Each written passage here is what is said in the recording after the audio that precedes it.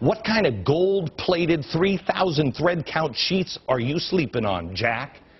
Is this what you in Washington call belt-tightening during the tough economic times? Then you have William J. Jefferson, bribery. Americans were told that the stimulus bill needed right away, otherwise we're in danger, the whole thing can collapse. You remember that? A year later, how much have they spent of the stimulus package? How much have they spent? 1/3. Why? What are you doing with the extra 2/3? I told you weeks ago, the money is not meant to help anything, no jobs, nothing. It's going to help Democrats get reelected. Mark my words, look it up, 1934. It's a FDR trick. It's a DNC slush fund. They're about to rate it for the upcoming elections. And if it was really about jobs in the economy, they would have spent it by now. Oh, by the way, unemployment, because remember, we all have to fix the jobs. Unemployment number, he lost 4 million. 4 million jobs in his first. George Bush lost 3 in his last. This guy lost 4 million, and unemployment is 10%. It's great. So the Democrats have given us what? Really, the same thing, just more of it, right? And now the GOP is coming out of the woodwork. They're saying, remember us? We love small government. Really? Really? You think? Remember you. This is what you want. These are things you're trying to get fixed. And here are the choices. We've seen them. Small government and not so small government. Global warming, they're both going global warming. Global warming ranks dead last among the issues Americans care about. The climate bill, one of the most expensive pieces of legislation in the history of planet Earth. The way to pay for it? Green jobs. Spain's trying the green job thing. They now have 19.5% unemployment. For every green job created, Spain loses 2 other jobs. Doesn't matter. We're still headed there. And some of these guys will actually help. Let me show you what I showed you at the very beginning. Small government. Right? Republicans are small. Democrats are big.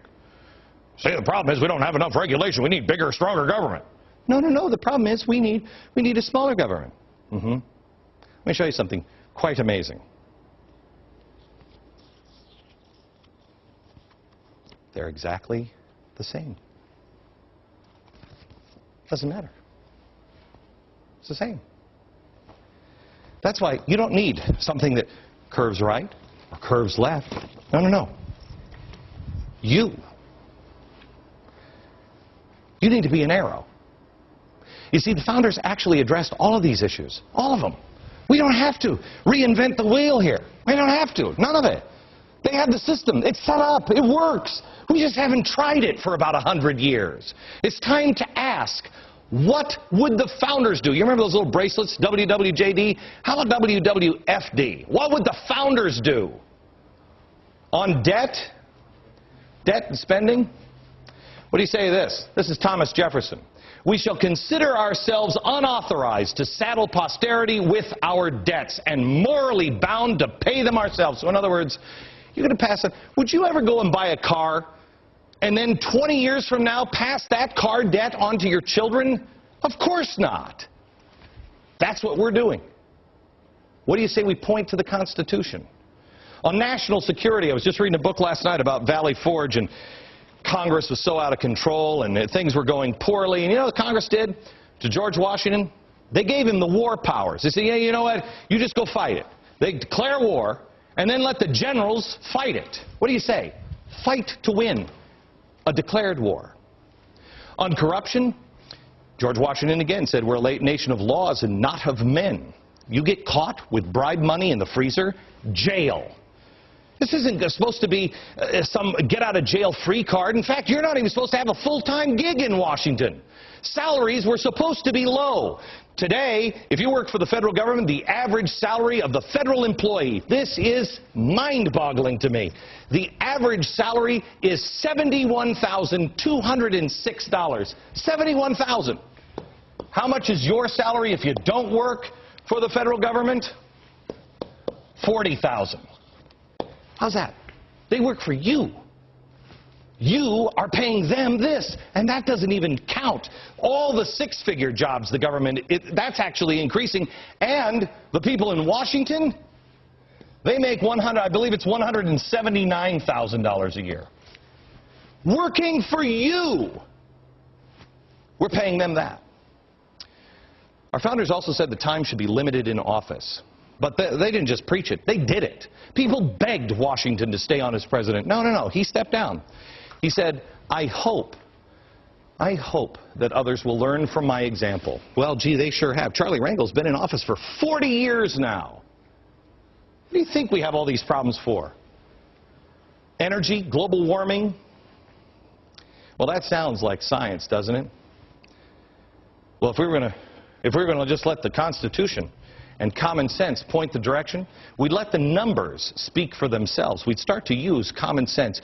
You know the solutions, America. We've tried the game back and forth. One of these parties has to get out of the game. One of these parties needs to step up and say, I get it. I'm no longer a progressive American party. Find the Constitution. It'll point to the founders. It's not the direction the parties are going. When they see things aren't working, they'll say, oh, we'll do it our way. That's what they're saying now. We'll do it our way. We'll change the system entirely. If you don't think they'll do it, you're mistaken.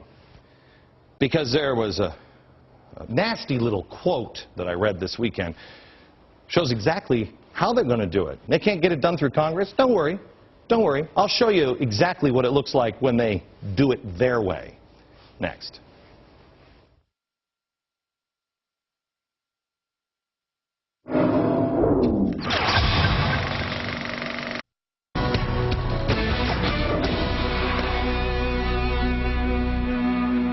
Hello, Joe Klein from Time Magazine. Put that in your pipe and smoke it. Glad you're here. Several months ago, I was warning Congress. You better wake up, because you're about to become completely irrelevant. This president now is taking steps necessary to remove them from the equation, I believe. Maybe you will now, too. It's happening.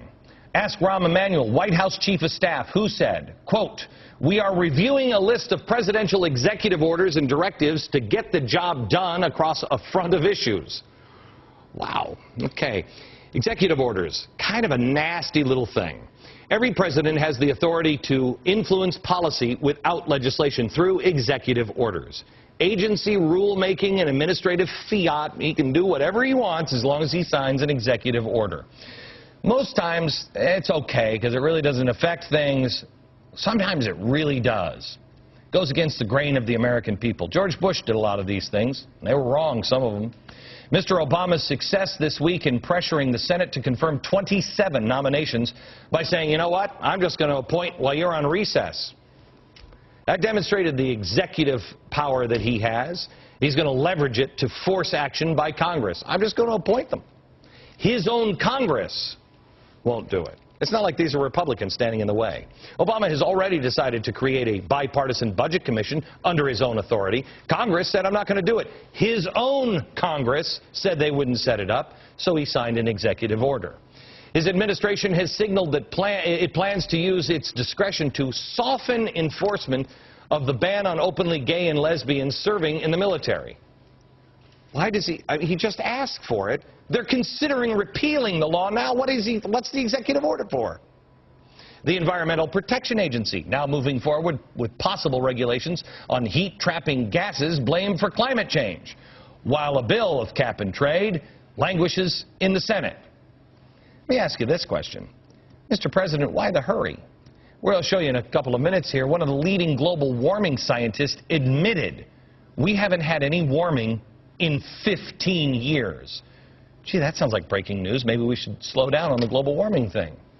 White House Communications Director Dan Pfeiffer said, the challenges we had to address in 2009 ensured that the center of action would be in Congress. In 2010, executive actions will play a key role in advancing the agenda. Wow. I just didn't think that's the way the United States worked. You know what I mean? I just thought that representative government, so we would have the representatives, especially when they're in the same party as the president, that they would be able to get that through.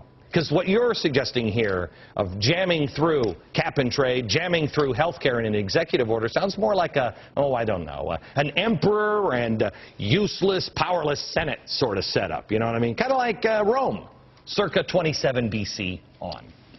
What's unique about the United States, Mr. Pfeiffer, is we have a constitutional republic. And I know it includes executive orders, but it also includes a series of checks and balances, you know, on any would-be ruler. The Obama administration is circumventing the system of checks and balances right now in gigantic ways. Even as the global warming hoax continues to be exposed and debunked, and again, more on that coming up in a second, the president is trying to hammer draconian measures through using executive orders. And now the EPA is pushing their way through. He'll get what he wants. Farmers in California continue to struggle with no water as the state focuses instead on the beloved Delta smelt.